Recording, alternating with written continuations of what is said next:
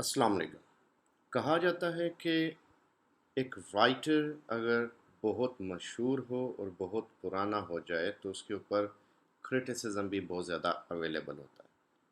तो ये बात शेक्सपियर के हवाले से बिल्कुल ठीक है, जिसके ऊपर बेशुमार लोगों ने क्रिटिसिज्म किया, फ़िलॉसफीज़ दी, कंपैरिजंस किए। उनमें से ही एक A.C. ब्रैडले है, who is basically Andrew Cecil Bradley, जो कि एक इंग्लिश लिटरेरी स्कॉलर था और शेक्सपियर के ऊपर अपने इस क्रिटिसिज्म की वजह से बहुत ज़्यादा मशहूर है।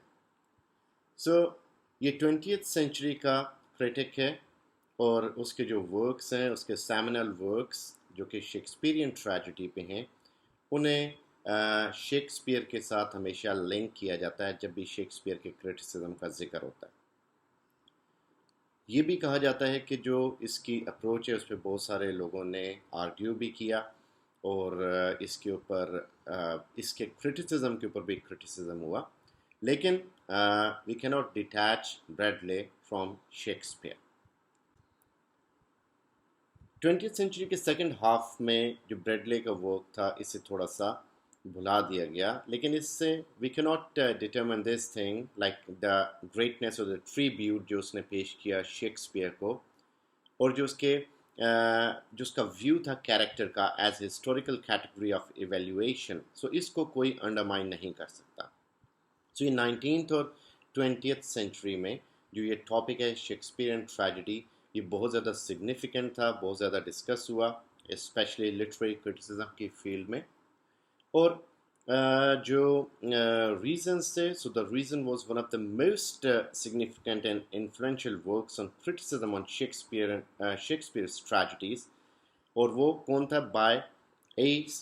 ब्रैडले, जिसने 1904 से ऑनवर्ड्स जिस अपने वर्क्स प्रोड्यूस किए till the time it like came in shape of a book. So ये उसकी माइन्यूट स्टडी और ऑब्जर्वेशन का एक रिजल्ट है जो हमारे सामने है।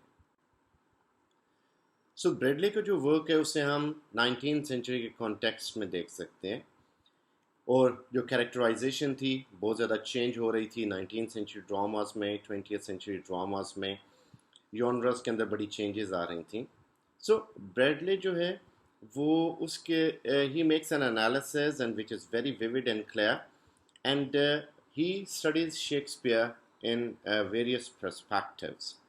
So Bradley, in his introduction, he puts stress on the right way to read Shakespeare, or he quotes that he says, and I quote, that our understanding and enjoyment of these works as dramas, if any actor studying the parts coupled with a process of comparison and analysis. So, according to Bradley, the right way to read Shakespeare is a process of comparison and analysis. So, for this purpose, he identifies Shakespearean tragedy as represented by Hamlet, Othello, King Lear, and Macbeth. So, he agrees कि बहुत सारे इसके works और भी हैं, लेकिन उसने अपने इस लेक्चर को, सीरीज़ को, सेमिनार के जो कंटेंट्स थे उनको डिलिमिट किया purposely Hamlet, Othello, King Lear and Macbeth, saying कि ये जनरलाइजेशन बाकी वर्क्स के ऊपर भी हो सकती है। अब ये जो 4 ट्रेजेडीज जिनका हमने जिक्र किया, इनको ऑब्जर्व करते हुए ब्रैडले क्या आर्ग्यू करता है? सो वो कहता है कि like tragic story concerned primarily with one person, a tale of suffering and calamity conducting to death, unexpected and contrasted with previous happiness or glory. So यहाँ पे वो ये पॉइंट देता है कि ट्रेजेडी प्राइमरीली किससे कंसर्न है? ट्रैजिक हीरो से, और उसके डीड्स और एक्शंस जो हैं वो और जो स्टोरी है जो कि इसको लेके जाती है उसके फॉल की तरफ along with his deeds and actions. और इससे क्या होता है? इससे ना सिर्फ उसे अफेक्ट होता है बल्कि जो पूरी नेशन और एम्पायर है उसको भी इसका अफेक्ट होता है। सो वो ये भी कहते हैं कि ट्रेजेडी जो है it wouldn't come in simple manner, but it proceed mainly from the actions, and those are actions of the hero, like जो tragic deeds हैं उसकी। So he points out that Shakespeare's main interest might be action issuing from character or in character issuing from action. कि main जो Shakespeare का interest हो सकता है वो ये था, जो कि उसकी ट्रेजेडी से लगता है, कि वो एक्शन जो कि किसी कैरेक्टर का किया हुआ है या कोई एक्शन जो कि किसी कैरेक्टर के डेवलपमेंट के अंदर एक रोल प्ले करता है. सो ये जो दोनों पॉसिबिलिटीज़ हैं ये एप्लीकेबल हैं शेक्सपियरियन ट्रेजेडीज़ पे, लाइक ओथेलो. लाइक इयागो के जो एक्शन है वो ओथेलो को लीड करते हैं अब उस कैरेक्टर में आने के लिए जहाँ पे इसका ट्रेजिक फ्लॉ और ट्रेजिक फॉल डेवलप होता है बेसिकली. और जो किंग लेयर है उसकी नेचर ऐसी है कि वो जो है वो उसके वो कुछ ऐसे एक्शंस को जन्म देता है जो कि उसके कुछ बिहेवियर्स ऐसे बनते हैं कि वो उसके ट्रेजिक फॉल की तरफ लेके जाते हैं.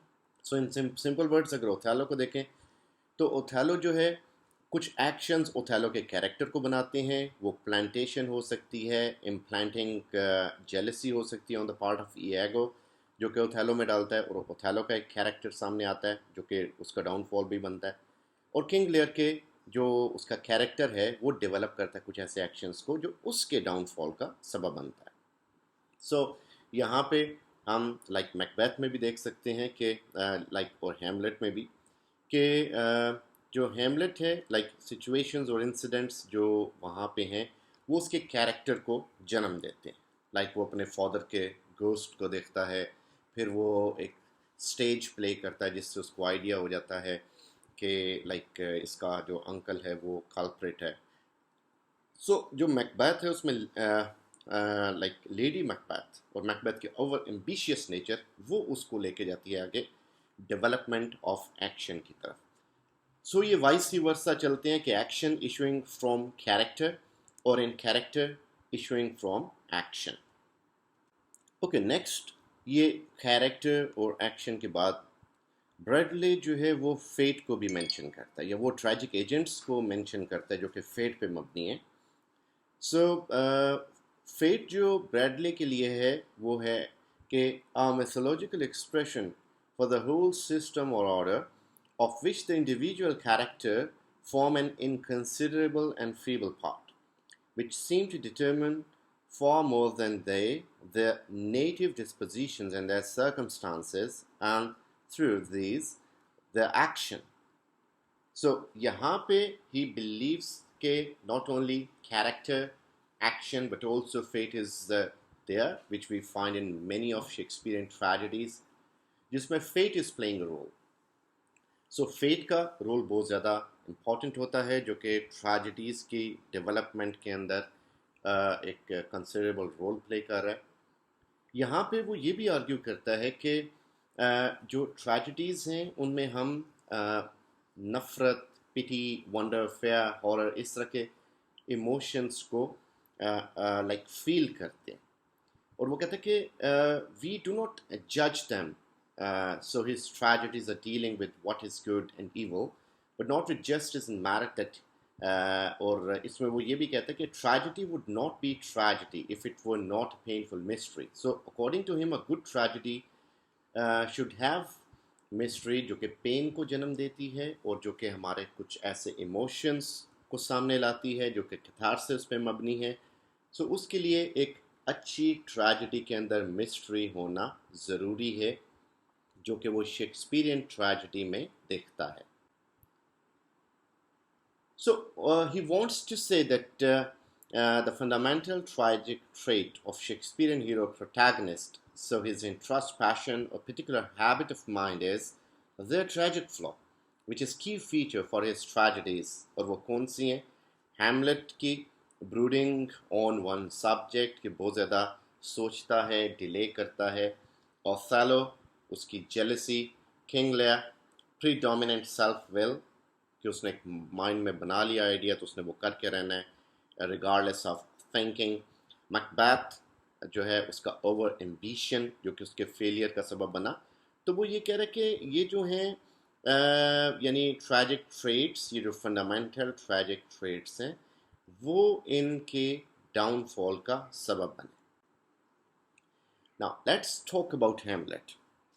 सो ब्रेडले ने अपने इस एसे में मेंशन किया कि जो एक उसे गलती नज़र आई वो है कि the mysteriousness of life is one thing, the psychological unintelligibility of a dramatic character is quite another.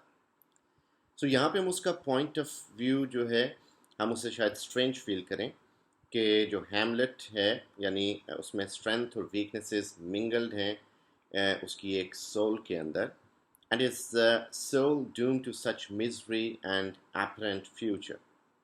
So Bradley के लिए जो हेमलेट है is a state of profound melancholy, और जो रीज़न है कि उसकी मदर की नेचर के हवाले से और बिहेवियर जो कि जिसने उसके माइंड को पॉइजन किया, इसलिए कि like this tendency towards women is generalized so that he can never see Ophelia in the same light again, कि वो माँ को देख के ओफीलिया को भी उसके ऊपर परख रहा है। तो यहाँ पे ब्रेडले आइडेंटिफाई करता है feeling of a supreme power of destiny.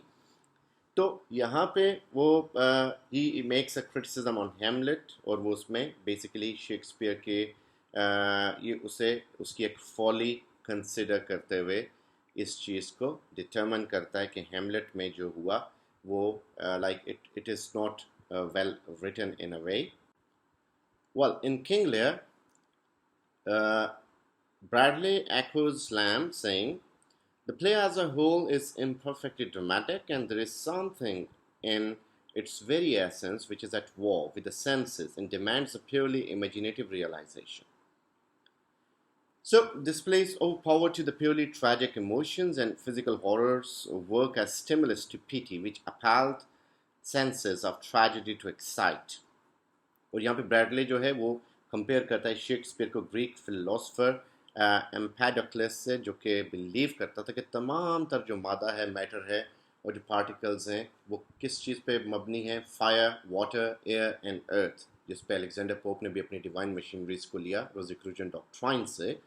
तो यहाँ पे शेक्सपियर उसको फॉलो करते हुए ही एक तरह से ही रिगार्ड्स लव एंड हेट के वो जो दो अल्टीमेट फोर्सेस हैं यूनिवर्स की। तो इस प्ले में बेसिकली यही है कि नफ़रत और मोहब्बत यही पूरे प्ले के अंदर चल रही हैं। कोई किसी से किसी रीज़न से मोहब्बत करता है, कोई किसी से किसी रीज़न से नफ़रत करता है, and this love and hatred is going all through the place. So this is going on in King layer. ना ओथेलो को देखें तो ओथेलो में इसमें we get to know that it is the most painfully exciting and the most terrible of Shakespearean tragedies.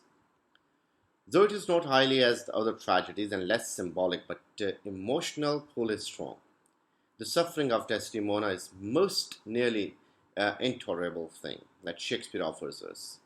So he says that, or according to the play, her sufferings alike, the most loving of dumb creatures tortured without cause by being he adores. So Bradley यहाँ पे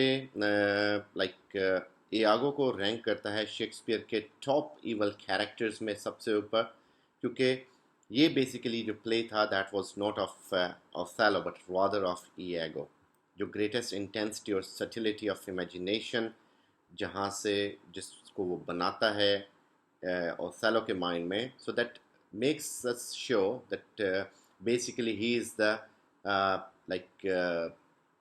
brain, he is the brain weaving thing, he is the godfather, he is the person who is basically playing the cards. So Othello is just like a tramp who is working on his orders, और उसके जो machinations हैं, mental जो चालें वो उससे चल रहा है, so एक पॉन की तरह उसको यूज़ कर रहा है।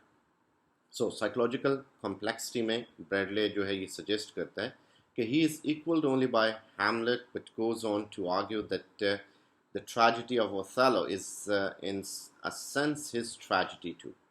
So it does not show us a violent man like Richard III who spent his life in murder, but a thoroughly bad cold man who is at least tempted to let loose the forces within him and is at once destroyed.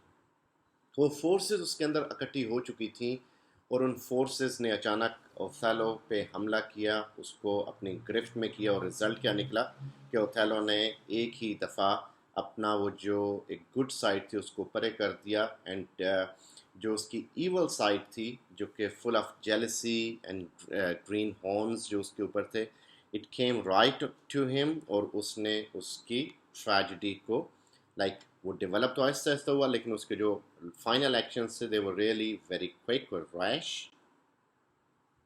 So Macbeth के लिए वो लिखता है कि Shakespeare no longer restricts the actions to purely human agencies, कि वो इसमें सिर्फ ह्यूमन यानी एक्शंस को जो है सिर्फ ह्यूमन एजेंसीज के ऊपर नहीं लेके आ रहा, कि a single person's working. So in this play, many actions take place, and further he compares Lady Macbeth with the Iago and mentioned about the tone of the play, which shows dark and bloody environment in the words of Bradley.